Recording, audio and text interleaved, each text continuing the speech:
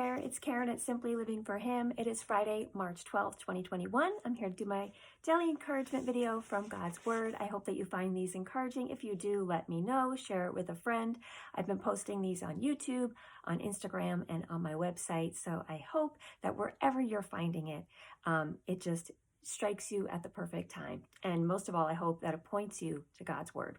So today I wanted to look at this idea of, being called to something. And when God calls you to something, and you've all had these experiences where you pray about something and you feel like God is answering your prayer and you're trusting Him and you're walking forth in faith and you're following after Him. And then at some point it gets hard. And then all of a sudden you're like, oh, maybe I heard God wrong. Maybe I wasn't obedient and I wasn't listening. And because it got hard, that means that I didn't hear God properly. I want to remind you today that just because something gets hard does not mean it's not part of God's plan.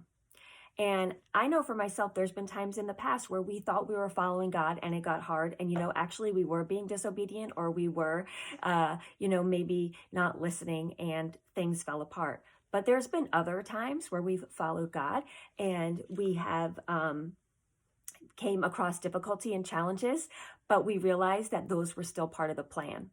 And so it's very important to be able to discern, first of all, if God is leading you to do something, so that you recognize when it gets hard, if you keep going or not. So it is more than ever important to stay in God's Word, to stay connected to Him. People always say, how do I know if God is calling me to something? How do I discern if it's God's will? You won't be able to know it or discern it if you're not spending time with Him in His Word. When you're having a close relationship with Him and you're communicating with Him and you're constantly, saturating your mind with the truth of God's Word and being transformed by the power of the Spirit, it is much easier to know when it is something that is from God. Just like it says in Matthew, when Peter is walking on the water here. And, we all know this story. I've done devotionals just on this passage, which is not what this is going to be about today, but this is a prime example, right? Peter knows God is calling him, or Jesus is calling him, to walk out on the water, to do something completely supernatural, to walk on the water. And he does that completely out of faith. He does that because he has his eyes on Jesus. And as soon as it becomes difficult, because the winds and the waves are swirling around him in the storm, he takes his eyes off of Jesus and he begins to sink. And, that doesn't mean that it was wrong to step out in faith on the water. It doesn't mean that it was wrong to listen to Jesus when he said, do something completely impossible and supernatural. It means it was wrong when he took his eyes off of Jesus and he looked at the surroundings, about him. So if God is calling you to something, you put your eyes on Him, you pray about it, and you follow Him. He's not going to leave you or fail you if He's calling you to something truly. And the only way to know that it's His voice is to keep your eyes on Him, to keep your faith completely grounded on Him, not to look at the circumstances, right? And Jesus then pulls Peter out of the water. He doesn't leave him there to drown. He doesn't say, you made a mistake, now you're drowning. He does rebuke him a little bit and says, why did you have so little faith, right? So if God is calling you to something, the most important thing you can remember is focus on Him, keep your eyes laser sharp, focus on Him, stay in His Word, pray, communicate with the Lord constantly about that thing. And if it becomes hard, that doesn't mean that it's time to stop following Him. If it becomes hard, that might be part of the process. Looking at so many people in the Bible, they followed God, and there were certainly times when it was hard. Paul was put in jail, right? There were so many times where Paul was up against struggles. We actually just read about this in a devotional yesterday in Acts.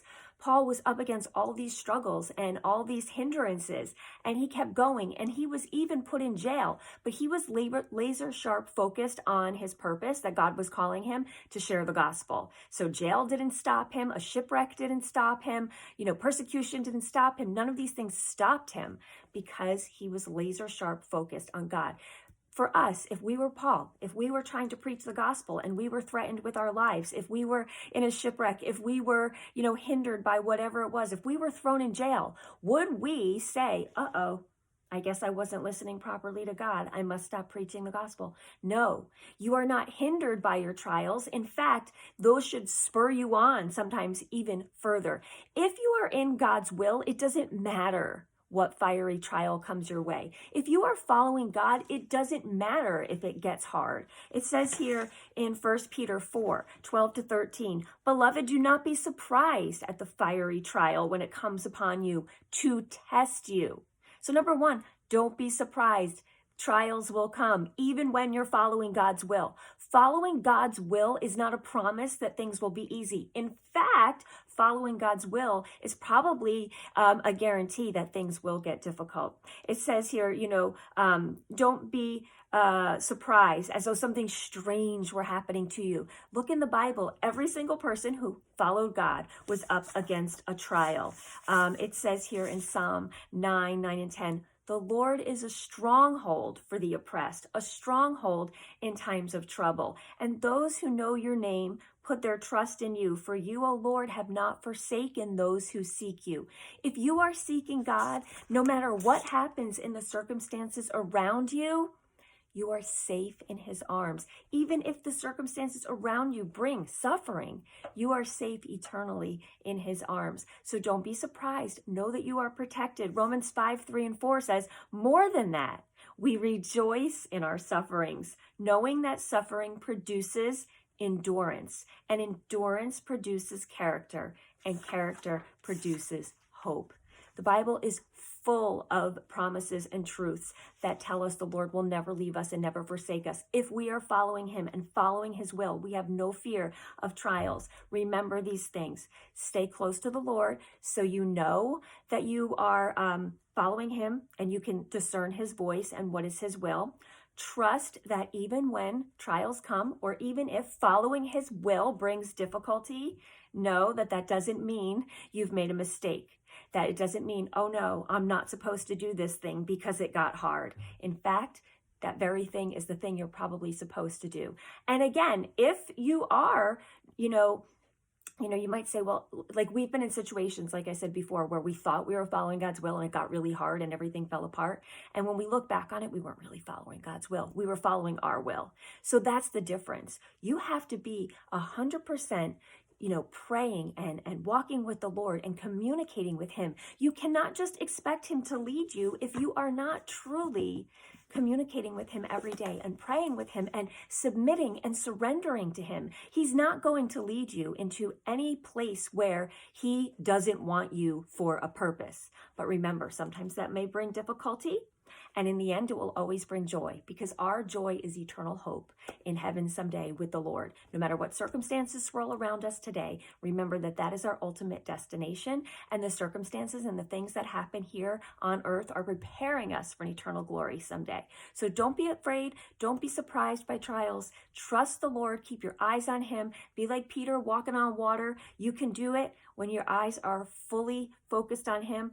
Don't get distracted by the things that surround you. Just keep your eyes on him. He will never leave you in that water to drown. He will never leave you if you are following him wholeheartedly. So I hope that this encouraged you today. Let me know if it did. Share it with a friend. Comment wherever you're seeing it.